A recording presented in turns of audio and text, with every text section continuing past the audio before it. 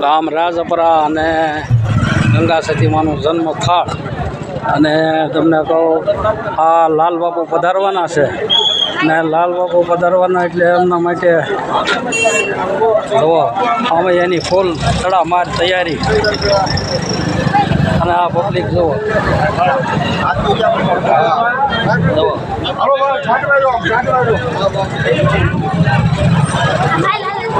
ફૂલ તડામાર તૈયારી હો લાલ બાપુ હવે એનું સ્વાગત કરવા માટે અને આ એકતા અને આ પબ્લિક જુઓ ગામ રાજપરા ગંગા સતીમાનું જન્મ સ્થળ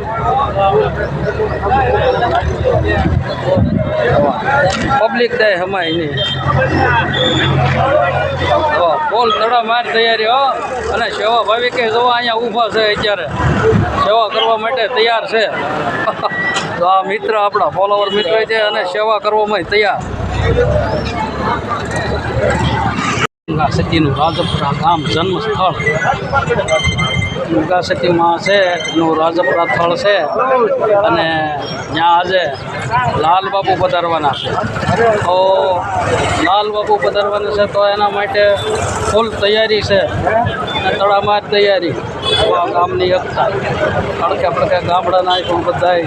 માણસો છે અહીંયા તો આપણને મળે છે ના બાપુની માટે હામૈયા કરવા માટે ત્યારે અહીંયા ફૂલ તૈયારી કરી છે બાપુની ફૂલ તૈયારી જય માતાજી રાજપરા ગંગા સતીમાનું જન્મ સ્થળ અને આજે લાલ બાપુ પધારવાના છે તો એમનું સ્વાગત ભવ્ય કરવાનું છે તો ફૂલ તડામાર તૈયારી જવા મિત્ર એ હવ ડાયરો ને જય માતાજી જય માતાજી માતાજી જય વાહ આ મીઠો હોકારો જવા આ દેશી ગામડું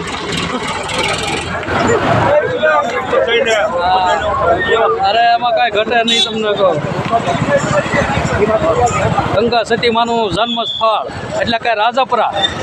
અને લાલબાપુ પધારવાના છે એટલે ફૂલ તડામાર તૈયારી સ્વાગત માટે અને જો સેવા ભાવિક છે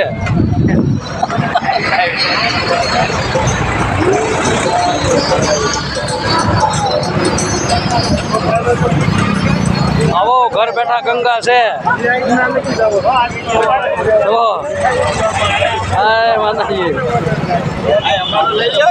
આપણા આંગણે આ ઘર બેઠા ગંગા કહેવાય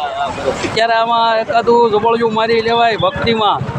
કાયમ કાઢે બાઇકમાં હોય અહીં આવી શકે બાકી કોઈનું કામ નહીં આમાં બોલો ગંગા સતી માતાજી તો ગામ રાજપરા ગંગા સતીમાનું જન્મ સ્થળ એટલે કે હમણાંનું છે આ 120 વર્ષ થયા 132 વર્ષ થયા છે ગંગા સતીમાં બની જાય ને પણ હું તો એમ કહું કે ભાઈ આ હમણાં જ કહેવાય ને તાજું જ કહેવાય અને ઈશ્વરને અને પ્રભુને મેળવેલા તો તેમનો આજે ભવ્ય કાર્યક્રમ અને સપ્તાહ રાખેલ છે રાજપરા તો એ જગ્યામાં અત્યારે લાલ બાપુ પધારે છે અને ફૂલ અત્યારે તૈયારી થઈ ગઈ છે અને પધારવાના ટાઈમ થઈ ગયો છે એટલે સેવા ભાવિકના જોવા અહીંયા બધા બેઠા છે અને એનું હામયું ધામધૂમથી કરવાનું છે અને ફૂલ તડામાર તૈયારી બેન્ટ વાજા સાચે જુઓ આવાસના જુઓ અને આ